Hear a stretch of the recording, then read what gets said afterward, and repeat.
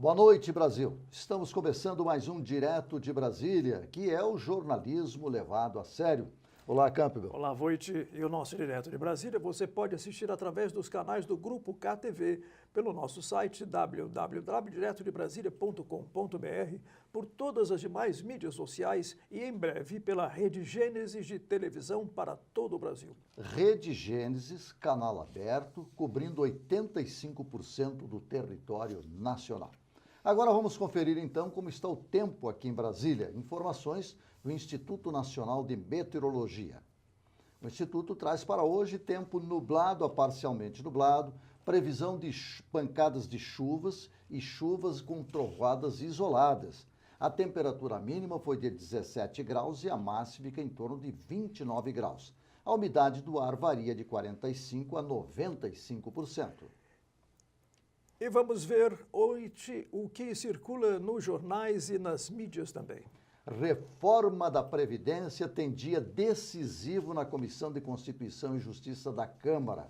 A comissão vai tentar votar o relatório do deputado Marcelo Freitas. O governo aceitou fazer algumas mudanças e espera ter o apoio do Centrão para aprovar o relatório ainda hoje. E a equipe econômica, chefiada pelo ministro Paulo Guedes, aceitou as mudanças que não devem afetar a tentativa de economizar mais de R$ 1 trilhão. E estas mudanças, os 4 pontos que devem ficar de fora da reforma são: o fim do pagamento de multa do FGTS para aposentados, que não precisava nem estar na reforma, a possibilidade de se alterar por projeto de lei a idade máxima da aposentadoria compulsória, que também não podia estar ali, e pode afetar inclusive a indicação para ministros do STF, da exclusividade da Justiça Federal no Distrito Federal para julgar processos contra a reforma e o dispositivo que garante somente ao Executivo a possibilidade de propor mudanças na Previdência. O presidente Bolsonaro anuncia revisão dos patrocínios da Petrobras para a área da cultura e provoca reação entre as áreas mais diversas de jornalistas, artistas e promotores culturais. Pois é, a coisa vai pegar, viu? E sobre a votação da reforma na Câmara, nós estamos acompanhando de perto e daqui a um pouquinho nós vamos dar mais informações sobre o que está acontecendo lá na CCJ, a Comissão de Constituição e Justiça da Câmara. E agora nós vamos para um pequeno intervalo, depois vamos falar sobre educação. O nosso convidado é um dos maiores especialistas em educação, o professor Hélio Laranjeiras, diretor da Escola de Educação à Distância, a Residência Educação. Aguarde minutos e nós voltamos já já.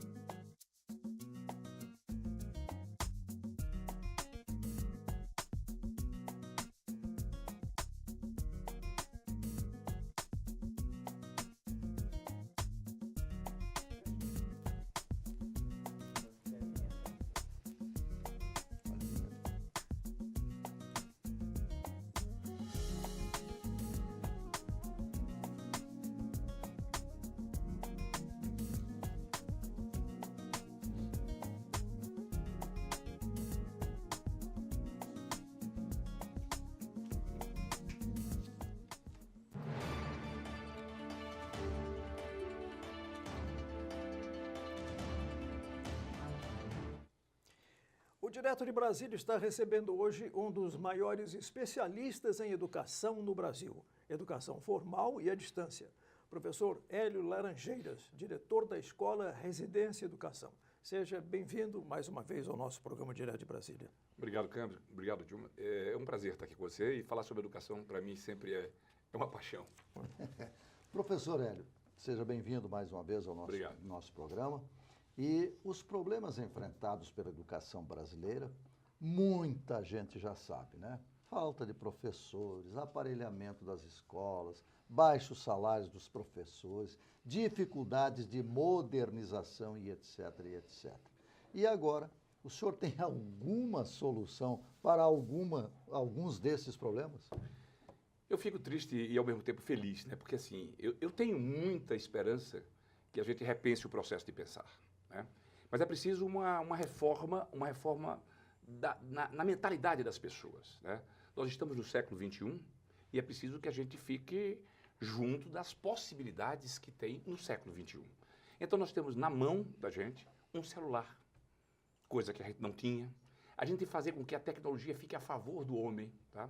E isso pode ser feito uma grande revolução de a gente fazer mais com muito menos. Então, é preciso que a gente entenda que as mudanças têm que acontecer na própria universidade, na mentalidade dos professores das universidades. Isso tem que mudar também culturalmente na própria instituição, no MEC, na burocracia. Tem que se fazer uma grande reforma nesse Brasil, não só cultural, mas uma reforma educacional. O que tem que fazer primeiro? A reforma ou a mudança cultural? Aí vamos saber se é primeiro o ovo ou a galinha, tá certo? Mas há uma tendência dos governos chegarem e quererem fazer as reformas sociais, né? Fazer com que o país comece a ter melhorias em termos de melhor economia, controle de inflação, etc, etc. E se esquece, né, que a coisa mais importante que tem que ser feita na realidade é a educação. E o investimento em educação não é o investimento financeiro. Eu concordo perfeitamente com o ministro que diz que nós temos muitos recursos já na educação e os resultados são pífios, tá certo? Isso é fato, né? Então é preciso que a gente comece a mudar isso e entender que como podemos canalizar para que o Brasil, do Oiapoque ao Chuí, venha a ter mais informação, mais educação, gastando-se muito menos. Mas como é que faz isso, professor? Ó, vamos pensar juntos, né? Como é que eu tenho um Estado brasileiro, sem citar os nomes por uma questão ética, 18 mil professores para 35 mil alunos? Uma aula particular. Tá claro? E o resultado de 18 mil alunos para 18 mil professores para 35 mil alunos, o resultado não é que seja melhor. O resultado é igual em todo o país, tá? Mas nesse mesmo estado, a evasão escolar é muito grande e a quantidade de presos nesse estado aumenta a cada ano na mesma proporção da evasão escolar. O que é que tem que ser feito? Tá certo? Que loucura isso aí. Quando você fecha uma escola, você abre um presídio. Quando você tem um preso, você tem um custo preso. Quando você tem uma escola de tempo integral, você tem um custo da escola de tempo integral. Quando você tem mais professores, você tem que ter, consequentemente, menores salários. Essa é uma proporção. Mais juízes ou menos juízes? Nós temos menos juízes, melhores salários. Então é uma questão que tem que se conversar, colocar na mesa, que a discussão é mudança geral. Na hora que eu tenho professores, mestres e doutores a serviço de educar todos por igual, eu tenho uma educação mais uniforme de qualidade. E é preciso que a gente acredite que não se pode fazer a educação como fazia no tempo de Sócrates e Platão. Não é através da oralidade do conhecimento. Você tem rotas de aprendizagem, você tem tecnologia que são colocadas à disposição, que é muito melhor do que uma aula presencial. Você tem que fazer com que essa reforma que foi feita da Base Nacional Curricular Comum seja efetivada. Como é que nós vamos efetivar agora o quinto eixo da educação do nível médio? Vamos contratar mais professores, se o Brasil está num problema seríssimo do déficit fiscal? Como é que a gente vai implementar ou implantar, tá, um projeto de vida para toda a população de jovens do Brasil, para que eles saibam para onde vai? Qual o caminho que eles vão seguir? Como é que são esses eixos da educação? Esses eixos foi a reforma do ensino médio, ela mudou para que ela acontecesse com 3.000 horas. 1.200 do curso do quinto eixo, do técnico, e 1.800 para quem quer fazer o caminho para a universidade. E foi complementado isso com itinerários formativos. você também pode formar-se ou pode aperfeiçoar-se com itinerários formativos, que você pode levar esses itinerários até a própria graduação. O problema é que isso está no papel, muito bem feito, muito bem construído, mas precisa ser aplicado. E para ser aplicado, se faz necessário que a gente repense toda a estrutura de educação que tem no país. Não se pode implementar novas políticas públicas, tá, sem, de uma certa maneira, ter experimentando as novas tecnologias. Não passa, Campbell, tá? Mas nada sem ser com novas tecnologias. O aluno do século XXI, ele não quer mais aquele tipo de aula quando você usa somente o cuspe e o giz. A gente precisa entender que esse aluno hoje ele é imperativo. As formas, a gente pode muito bem levar para todo o país educação de excelência, educação de qualidade e quase todos os eixos tecnológicos que estão no catálogo do MEC. Agora, como é que chega lá? Porque tem cidades que sequer têm energia elétrica, professor. Olha, esse não é o grande problema, tá? Se você não tem energia, você tem gerador.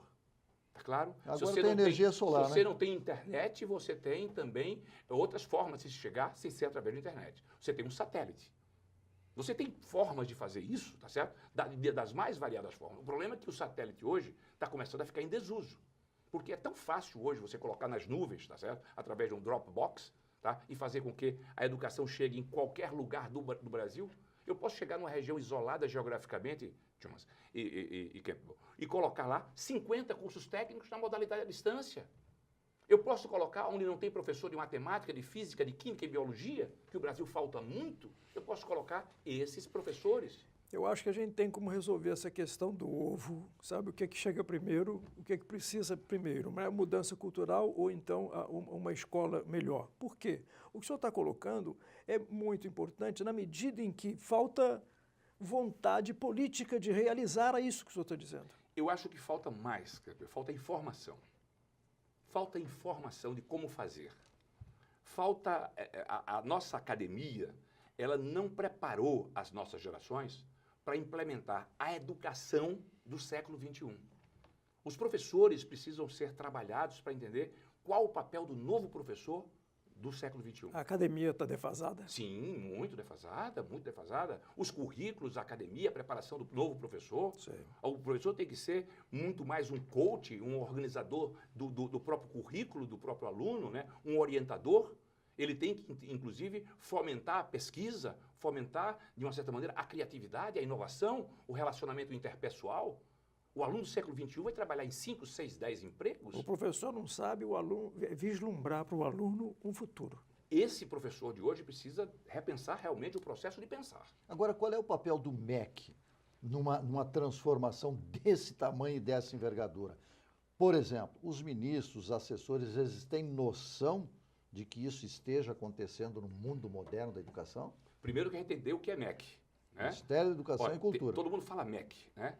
Mas o MEC cuida da graduação e só.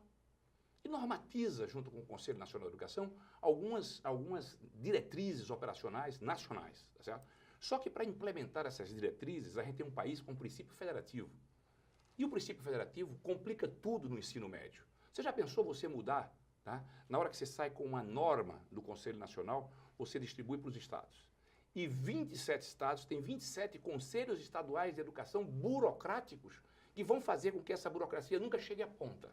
Então, é preciso que a gente entenda que essa reformulação cultural e essa reformulação educacional, ela passa necessariamente com uma nova concepção de quem vai fazer a gestão da educação pública do país.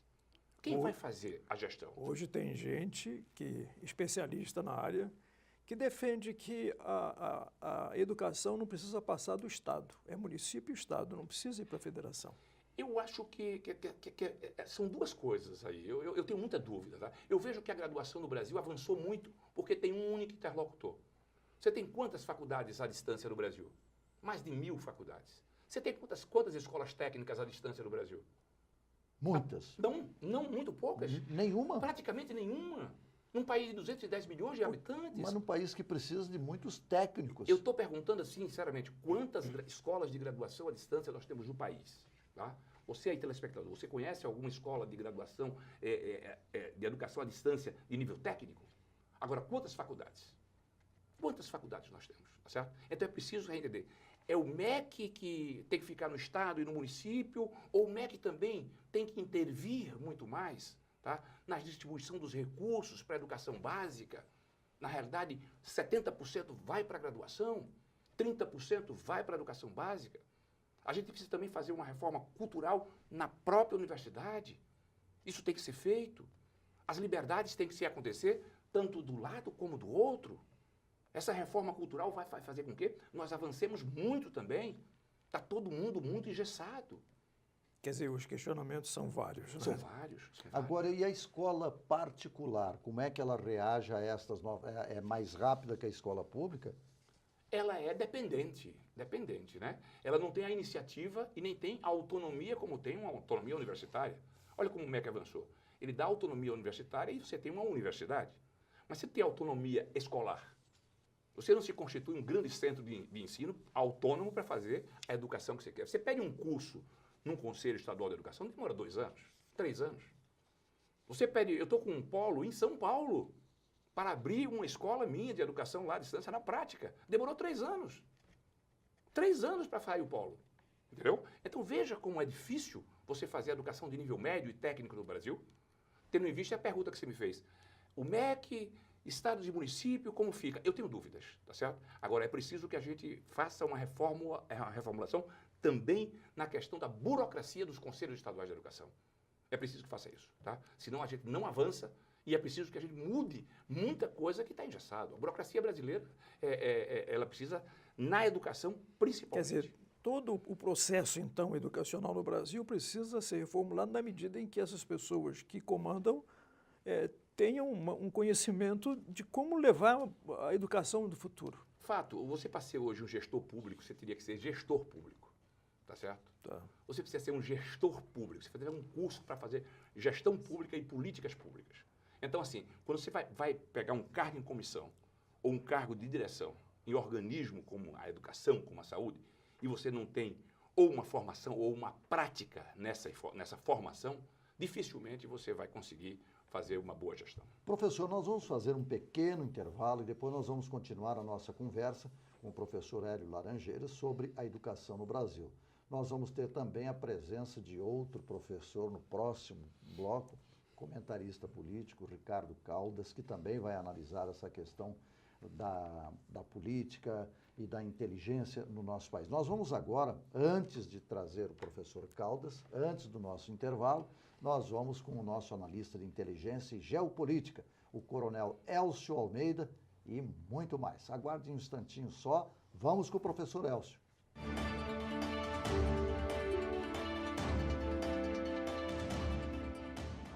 A análise do governo Jair Bolsonaro e seu desempenho passa por conhecermos os seus principais apoios e adversários, ou seja, as forças amigas e as inimigas. Vejamos quem seriam os seus amigos. Para melhor compreensão deste cenário, vamos iniciar com os seus eleitores.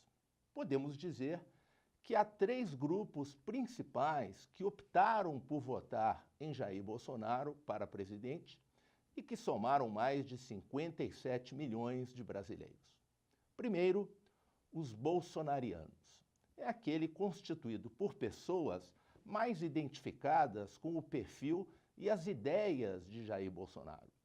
Possivelmente, é o grupo mais ativo, de postura moral conservadora, detesta o comunismo ou o socialismo, tendo forte tendência de rejeitar a imprensa tradicional e de apoiar sua maneira de comunicar-se diretamente com seus apoiadores pelas redes sociais.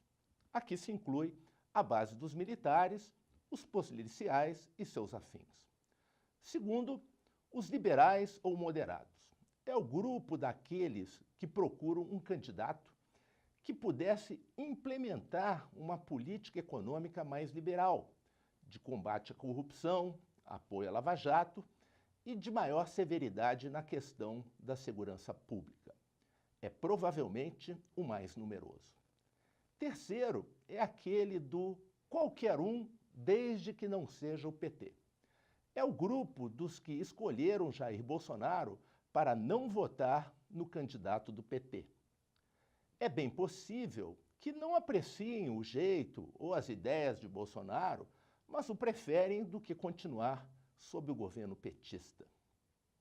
Ao observar seus eleitores, percebe-se que Jair Bolsonaro precisa realizar um bom governo, centrado em suas principais propostas, porque o grupo dos contra o PT poderia facilmente se tornar oposição caso os seus objetivos não sejam alcançados. Seria lógico também que o governo Bolsonaro fosse construído a partir do apoio destes três grupos. Cada um deles poderia estar relacionado com o parlamento e partidos políticos, ou seja, o PSL, onde existe a maioria absoluta dos bolsonarianos. O Centrão, que abrigaria os liberais ou moderados, e aqueles que escolheram Bolsonaro para não ficar com o PT, que seriam os independentes. Esta modelagem poderia facilitar a obtenção de uma base parlamentar mais identificada com as ideias e propostas governamentais do que com a antiga forma de fazer política. Assim, a composição do governo deveria estar articulada para facilitar a relação do Executivo com o Congresso, no sentido de utilizar sua base eleitoral de acordo com a estratégia de governo. Quando olhamos, porém, para o governo Jair Bolsonaro, que vemos? Primeiro, os militares. Em seguida, os civis, os políticos e os técnicos. E os de linha ideológica e familiar, constituindo pelo menos 3 linhas, sem contar suas subdivisões peculiares. Este é o panorama de seus aliados, na campanha e no governo. Ao olhar para trás, temos que reconhecer a trajetória vencedora de Jair Bolsonaro, onde ele foi o principal estrategista ao conduzir uma campanha baseada na comunicação direta com os seus eleitores, apontando para os seus objetivos de governo. Porém, ao mirarmos para o presente e o futuro, o presidente está diante de uma grande encruzilhada. Ou ele governa com os seus aliados, ou ele colocará em risco o seu futuro político. Ou Bolsonaro aprende a liderar os seus apoiadores para fazer um bom governo, ou o fogo amigo poderá ser mais intenso do que o dos seus adversários. É necessário que ele acalme a sua linha ideológica e familiar, que notadamente tem planos de se manter no poder, sob pena de perder a capacidade de fazer um bom governo, perder o seu apoio popular e parlamentar. Assim, o caminho que resta ao presidente é cuidar de sua casa para manter a coesão do seu governo. Deste modo, cada um no seu papel, sua tropa será realmente amiga para enfrentar os verdadeiros adversários e governar bem o Brasil.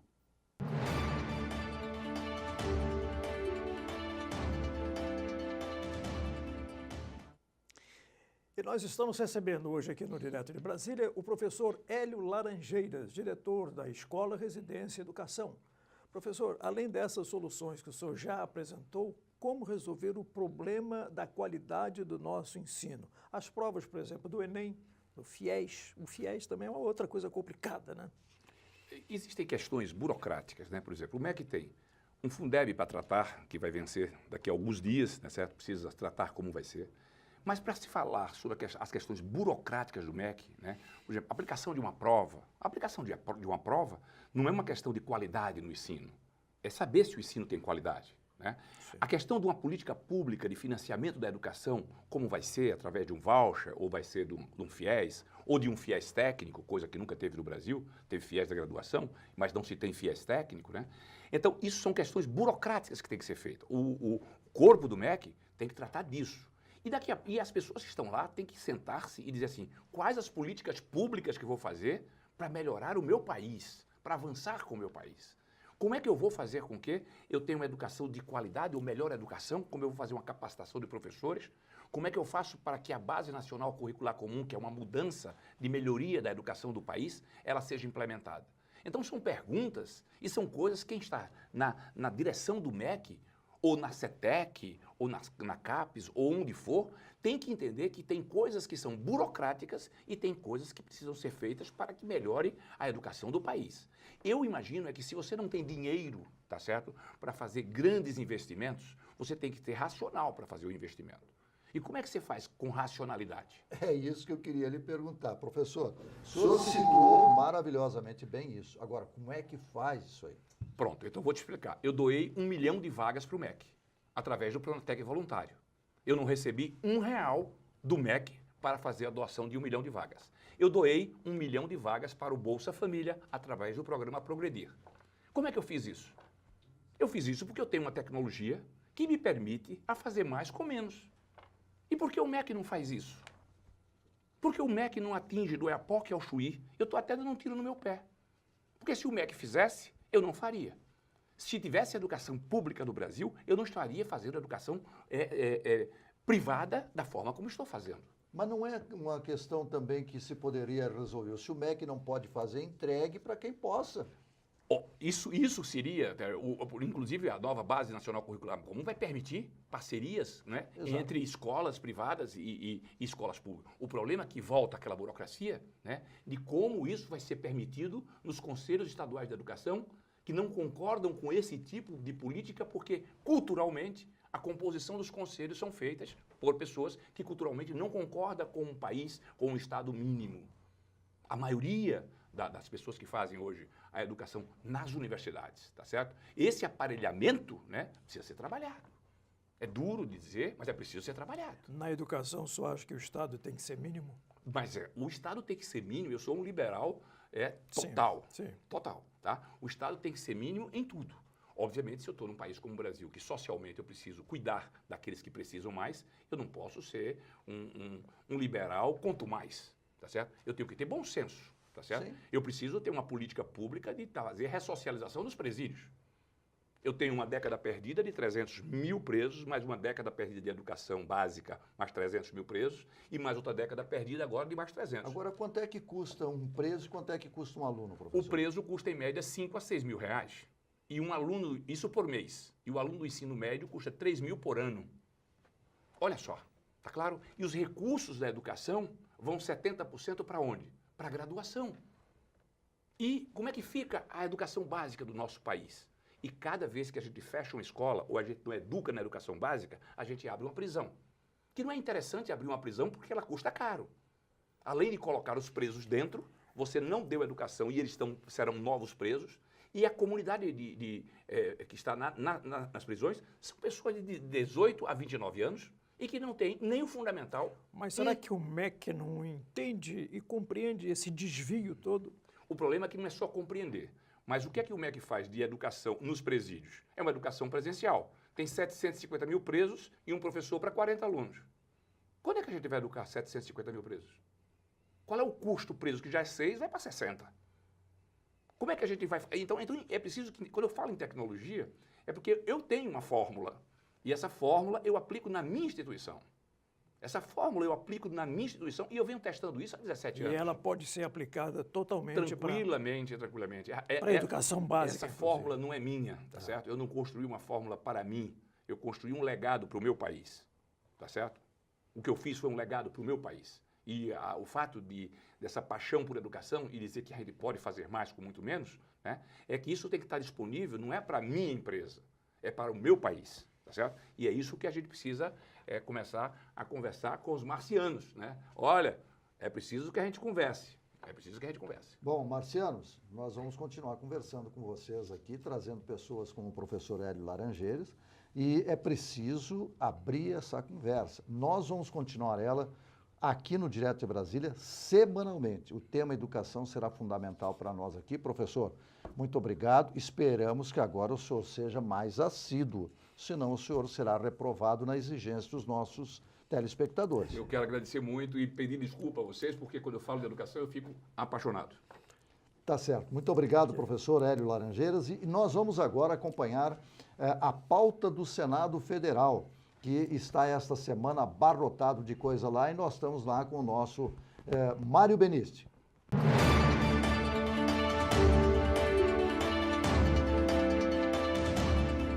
Estamos aqui com o senador Alessandro Vieira, direto de Brasília. Senador, o que o senhor acha que vai ser a movimentação nessa semana aí?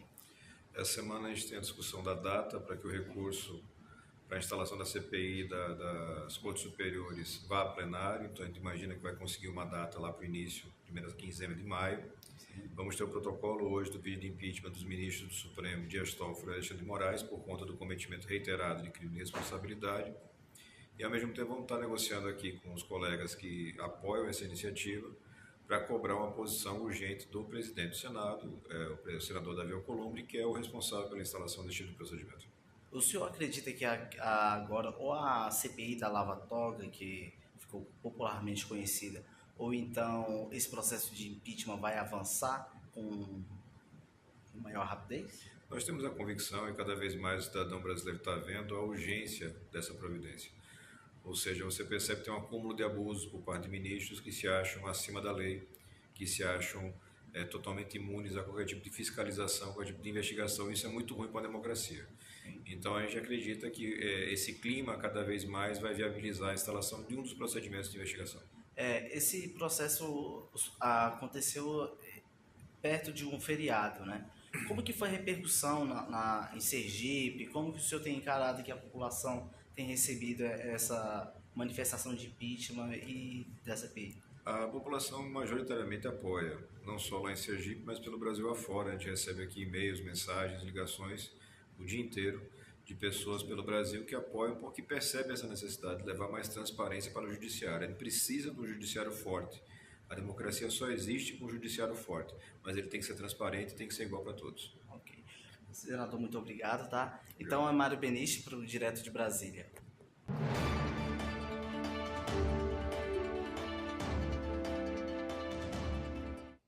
Agora nós vamos fazer mais um pequeno intervalo, daqui um pouquinho, nova aula. Desta vez de política, de geopolítica e destrinchar o que está acontecendo com o nosso país com o professor Ricardo Caldas. Aguarde um minuto só.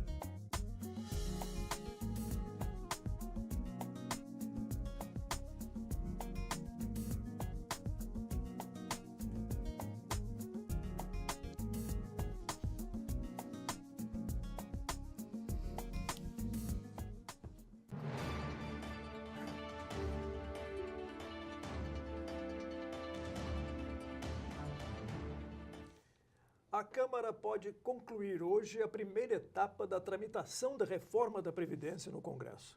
Mas a conclusão da votação final ainda vai levar muito tempo.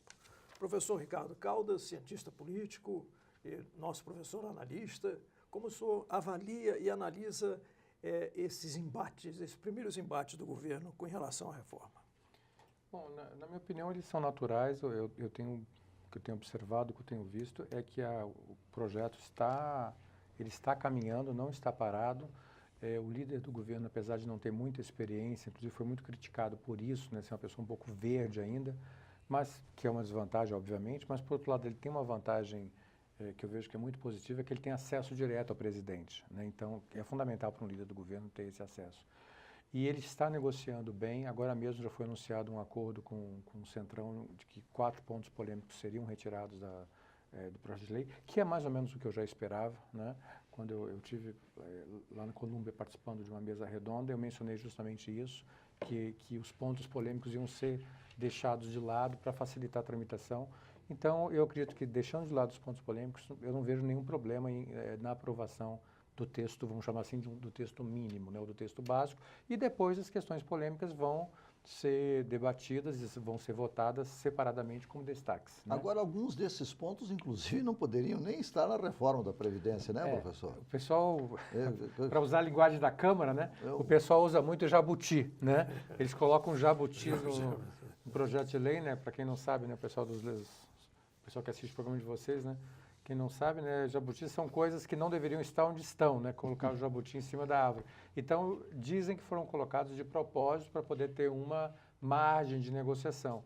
Então, tem várias coisas que, na verdade, têm uma relação indireta, né, como a questão do FGTS, a questão da desconstitucionalização, mas que eu penso que vão ser tratadas uma a uma. O próprio presidente Bolsonaro já mencionou que uma questão que eu pessoalmente considero muito importante, não diretamente, mas indiretamente, que é a questão da capitalização, vai ficar para um segundo momento. Eu penso que para o Brasil isto é uma oportunidade, porque se a gente lança um sistema de capitalização, não 100%, mas híbrido, você gera uma poupança. Um dos grandes problemas do Brasil, historicamente falando, sempre foi a falta de uma poupança interna. Se você gera um sistema de capitalização, se você cria esse sistema, você vai ter automaticamente poupança interna. E como é que ela poderia ser feita?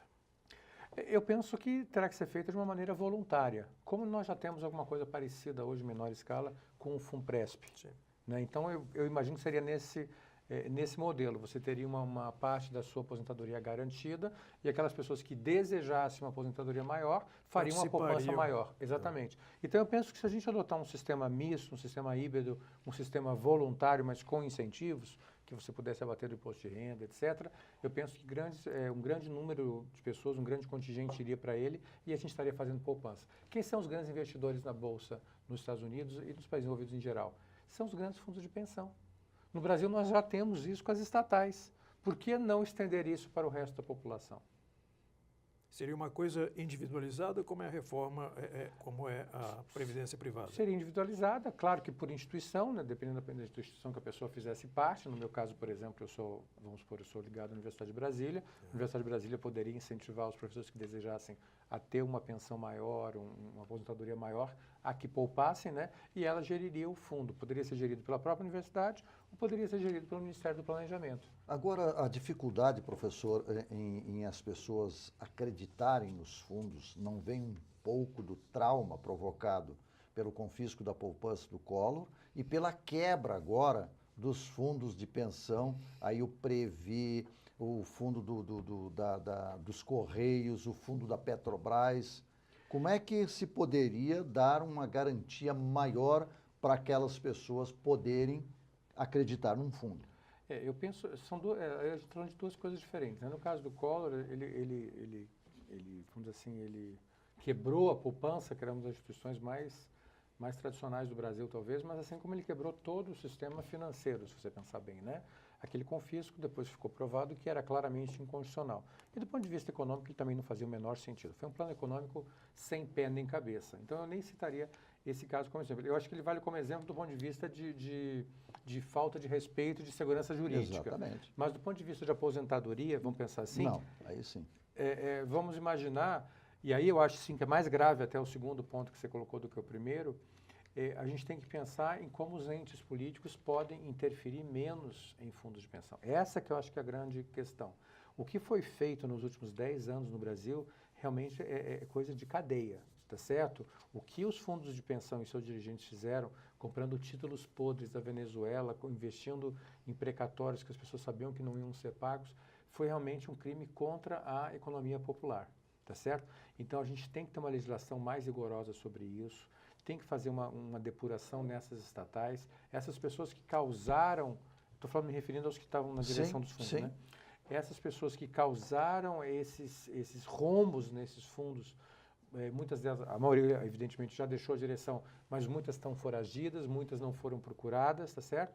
E não se trata só de fundos de pensão, não. Se você pensar no próprio sistema do BNDES de empréstimos, mas o que isso tem a ver?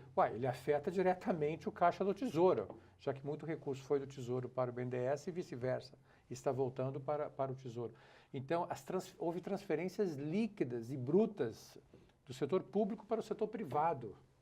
Quer dizer, empresas que têm acesso desproporcional ao sistema, que muitos agora estão presos, seus dirigentes, o Odebrecht. Alguns ainda não foram presos, como é o caso da Vale do Rio Doce. A atuação da Vale do Rio Doce, do ponto de vista financeiro, ela merece ser questionada, porque ela usa dois chapéus. Quando interessa para ela, ela fala sobre a sua origem pública, se foi uma empresa estatal, o setor mineral é estratégico, e quando interessa para ela fala, a gente não tem nada a ver com isso, o meu compromisso é com o acionista. Mas não dá para comparar também a questão da Vale aí com a Petrobras, porque quando interessa a Petrobras, ela... Então não seria o caso de quebrar o monopólio estatal do petróleo? Porque se ela é regulada pelo mercado, como nós enfrentamos o mercado com uma empresa estatal? Exatamente. Oficialmente, o monopólio não existe mais. Mas na prática, a gente sabe... Na prática ele existe. Ele continua, de certa forma, acontecendo. Eu penso que a Petrobras ela tem que virar uma empresa enxuta. E acho que alguns segmentos que ela entrou, ela tem que sair. Alguns dos quais ela já está saindo quietamente. Então, o ministro da Economia, Paulo Guedes, ele está fazendo um trabalho muito discreto e muito bem feito de vender participação da Petrobras em empresas que não são do seu core, da sua atividade central, no caso da Braskem, né? Porque ela tem participação em várias empresas. Então, só você vender essa participação já é uma grande coisa. Inclusive a empresa cultural? Desculpe? Inclusive a empresa cultural, a Petrobras tem participação? Pois então, isso tudo tem que ser analisado. Agora, mesmo empresas que são da Petrobras e estariam ligadas ao negócio dela, como é o caso da Petrobras Distribuidora, eu penso que deveriam passar para o setor privado. Eu penso que já não há mais motivo.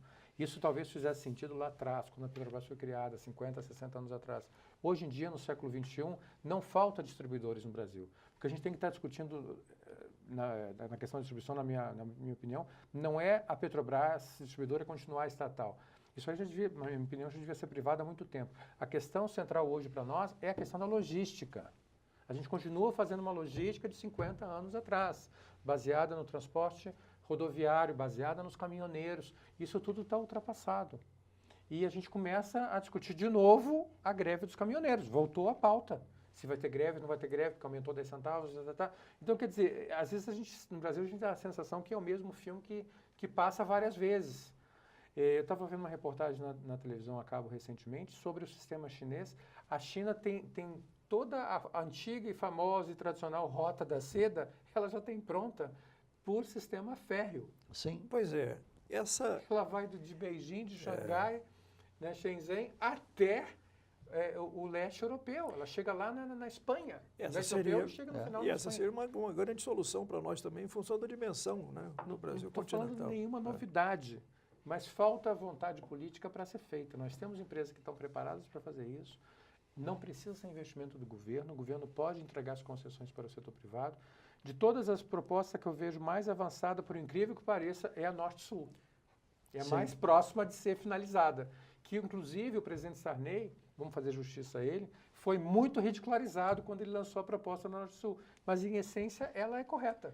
Quer dizer, a ideia de você integrar o país via férrea e não via rodovia. Essas dificuldades de se atualizar no país, vamos falar um pouquinho dessa coisa na fase cultural, como o professor Hélio Laranjeira tinha colocado, né? O senhor acha que isso aí é uma tradição já ultrapassada da nossa política? Por que nós não avançamos? Ela é uma questão já ultrapassada para o senhor? O senhor acha que isso aí já deveria ser uma consciência nacional? Não, pensa assim, friamente, né? A gente sempre espera que a gente já ultrapassou, mas eu vejo que na hora na prática ela acaba não acontecendo.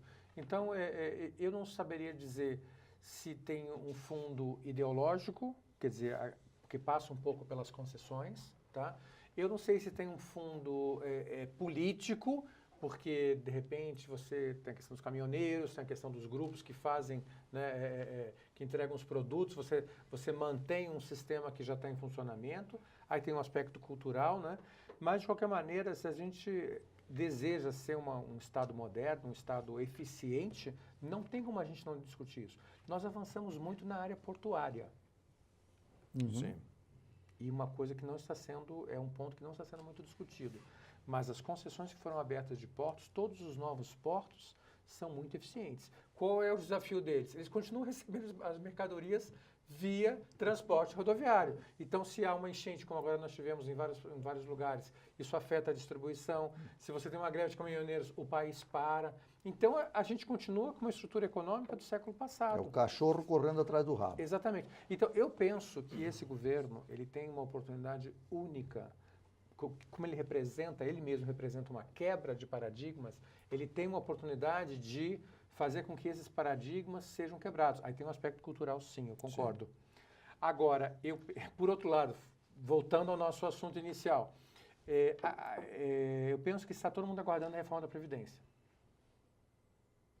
Porque ela é o grande nó, é o grande desafio.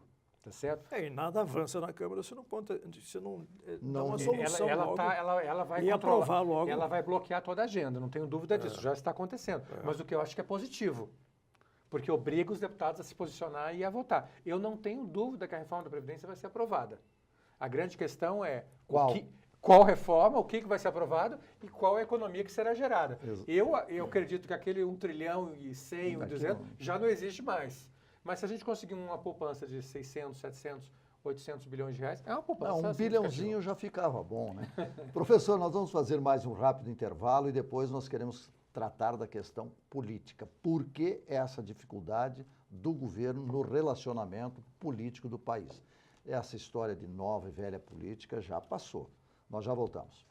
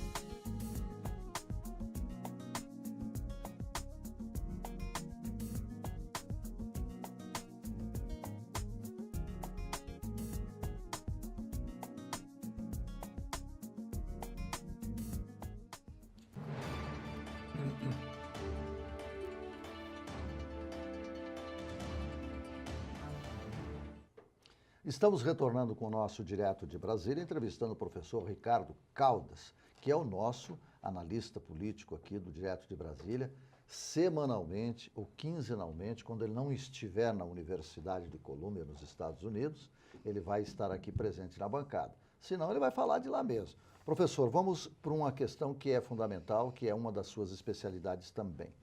Por que essa dificuldade? O que está acontecendo com o governo que não consegue se relacionar e impor, por exemplo, uma liderança do governo, do executivo que sempre teve no Congresso Nacional, não consegue passar a reforma nem da primeira fase? Eu só queria, né, discordar um pouco. Eu penso que está caminhando, talvez não na Não, velocidade... caminhando estamos. Não na velocidade talvez que a gente esperava, mas eu penso que os próprios paradigmas que ele trouxe acabaram que tiveram esse resultado. Então, por exemplo, ele optou por pessoas que são muito 0 quilômetros, né, que não eram pessoas da política antiga. Então, isso dificultou, porque se você traz uma pessoa que sabe como o Congresso funciona e tudo, teria facilitado tudo. Então, esse foi um ponto. Então, ele optou por pessoas mais novas, mais de confiança dele. Não quis os velhos medalhões da Câmara e do Senado. Outro ponto são os métodos, né? O pessoal da antiga quer emendas, indicação, cargos, ministérios. Como ele veio, aí também eu queria retomar esse ponto, ele veio falando de uma nova política, isso acabou gerando um curto-circuito. Até mesmo com o presidente da Câmara, que chegou publicamente e perguntou né, o que é essa nova política. Me explica que eu não sei.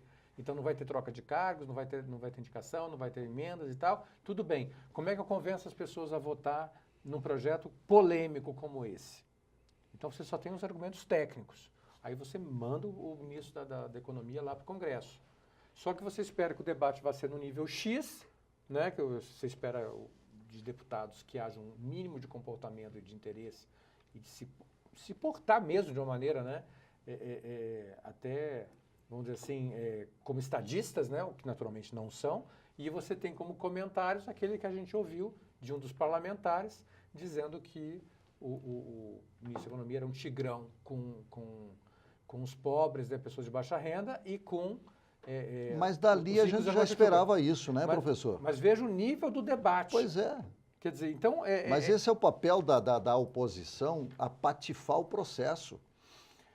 Eu não sei, aí eu tenho algumas dúvidas comigo, se isso é oposição. Isso aí não é oposição. É oposição ao país, inclusive. É oposição ao país. Eu acho que a pessoa que faz uma coisa dessas, uma pessoa que se coloca dessa forma, não quero parecer radical nem nada, mas a intervenção desse deputado, para mim, era um caso de comissão de ética. Com certeza. Se a gente tivesse um parlamento sério, esse deputado tinha que ir para a comissão de ética. Como também, no Senado, a gente viu as mesmas cenas para uma outra questão, que foi a questão da eleição da mesa. Sim. A senadora Cátia Abreu. Não quis nominar, mas e o próprio Renan Calheiros se referindo ao senador Tasso Gereissati. Com certeza. Aquilo, para mim, é caso de comissão de ética. Então, enquanto a gente não conseguir um parlamento de nível melhor, eu sei que muita gente que está lá é criminosa, então de criminoso você não espera nada, senão o crime e comportamento como criminoso. Mas eu acho que o deputado Zeca Dirceu, para dar nome aos bois, né, ele ultrapassou o nível dos criminosos ali. Quer dizer, ali ele não se comportou como parlamentar. Com certeza que não. Ele se comportou como um patife, como, não sei nem a expressão, como um marginal. Porque aquilo ali aquilo é conversa de marginal, aquilo não é conversa de parlamentar. Então, eu penso que tem que haver também um reposicionamento da Câmara e dos parlamentares, para a gente ter uma política melhor. Eu acho que nós amadurecemos do ano passado para cá, em termos de eleição. Foi uma eleição surpreendente, que deixou todo mundo assim meio sem pé. Então, eu acho que agora a gente tem que continuar isso. O ministro da Economia ficou 5 horas, mais de 5 horas lá na comissão. Debatendo. É o Dom Quixote. Tá certo? Sozinho, sem apoio político. É o Dom Quixote. Nem o Sancho Panza ele tinha. Agora, não havia necessidade de abaixar o nível. Concorda comigo? Sim. Por que baixar o nível de um debate que é um debate importante? Agora, professor, a população, ela esperava e espera novos tempos, num novo governo, e por isso fez esse apoio, mais de 56, 57 milhões de brasileiros. O senhor acha que nós estamos no caminho certo? Embora essa disputa difícil, né, e essa defesa também do Paulo Guedes, que tem sido brilhante, eu acho até. Com certeza. Não, ele está muito acima da média do Ministério. Eu acho que o Ministério teve escolhas acertadas, escolhas assim bem intencionadas, mas que não deram certo. Um deles já saiu, né? Mas eu acho que como um todo é um Ministério de um padrão alto, na minha opinião, médio para alto. A população não sabia muito bem o que esperar. Agora, um ponto que a gente pode ver, Campbell, que já está aparecendo, é que nas pesquisas de confiança das instituições, a presidência da República, o Poder Executivo que vinha em queda livre, já conseguiu fazer uma reversão. Já se soerguendo, né? Já começou a soerguer. O próprio Congresso. O próprio Congresso teve um aumento da sua aceitação popular. O nível de debates melhorou, especialmente no Senado, até em função da troca, né? E aí a gente vê claramente a questão da velha política versus a nova política claramente ali, né? Que o senador Renan não entendeu. Ele não entendeu a profundidade que foi a eleição de 2018. Por isso que ele não soube se colocar. Se alguém tivesse explicado para ele melhor o que teria acontecido, ele teria se preservado e teria deixado para concorrer em um segundo momento. Como ele já fez no passado, quando sofreu o processo e renunciou à Ele presidência não do fez Senado. questão de entender a mudança, né?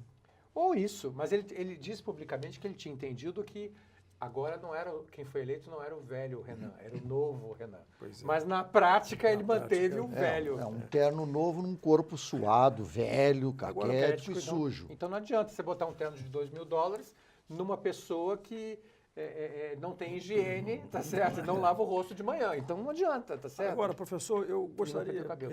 de aproveitar a carona, inclusive, da entrevista que nós tivemos agora há pouco do senador Alexandre Vieira, com o nosso repórter Mário Batista, para saber de dois assuntos polêmicos no Senado: o impeachment de ministro do Supremo e a CPI da Lava Toga.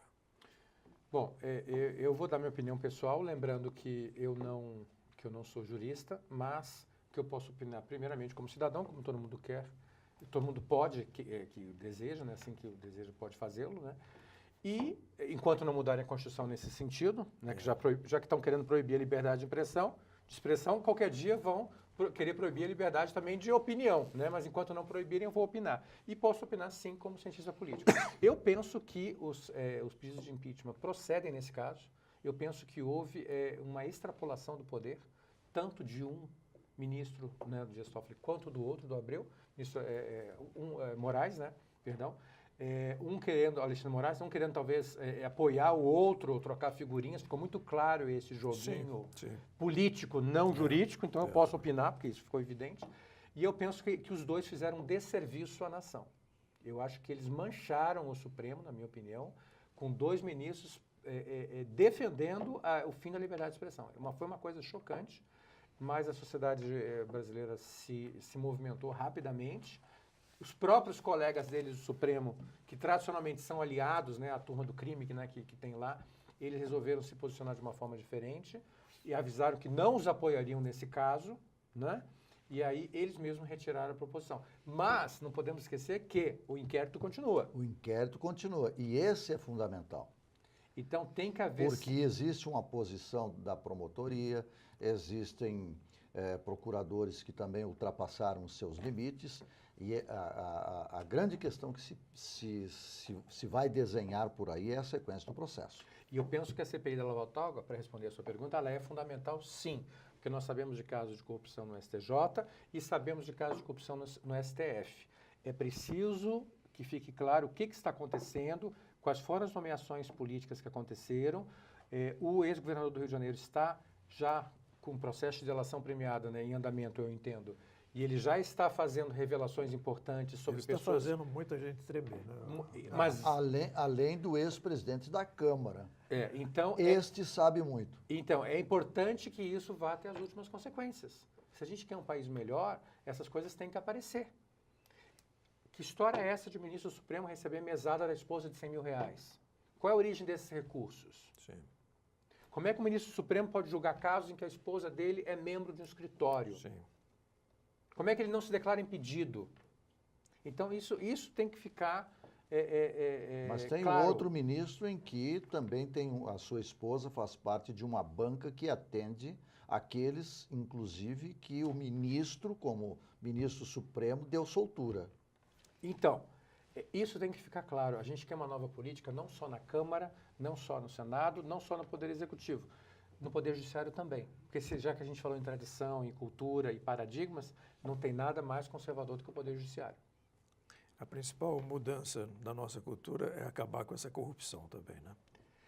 Mas como é que você acaba? Você tem que denunciar, tem que identificar e tem que comprovar. Não basta dizer que A, B, C ou D são corruptos. Eu tenho que ir lá. Talvez seja essa a grande questão que se coloca para o Supremo agora, que ele passa a acusador, investigador, julgador e punidor. Isso não tem amparo legal, né? Não precisa ser advogado ou jurista para saber disso. Quem é dono do processo criminal é o Ministério Público, ele que começa com a ação penal. E aí ela vai ser aceita na primeira instância, se for o caso, ou segunda, dependendo da pessoa e tal. E aí que há continuidade. Então, o Supremo não pode iniciar um processo criminal para ele mesmo julgar. Sim. A não ser que fosse uma questão interna do próprio Poder Judiciário Supremo, que ele está fazendo uma auto-investigação. Aí é diferente. Agora, eu queria uma questão rapidinho do senhor, porque nós temos pouco tempo de programa. Essa autorização para o Lula dar entrevistas. Eu achei interessante isso, porque veja o momento. Veja o momento que ela foi concedida. É uma retaliação?